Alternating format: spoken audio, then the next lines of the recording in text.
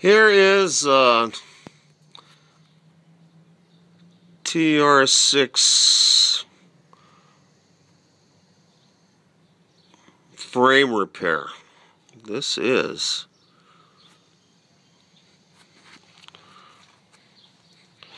this here up there has to go up there. and somebody did a repair before, see, and they put this is all quarter inch plate, and I just may use that for a tray to hold that in the bottom. But then I got a MIG welder, and I'll MIG this in. Hopefully I won't have to do too much more here. But it looks like a pain in the neck, and it is. There's a little bit of time, a little bit of patience. I think I'll get it.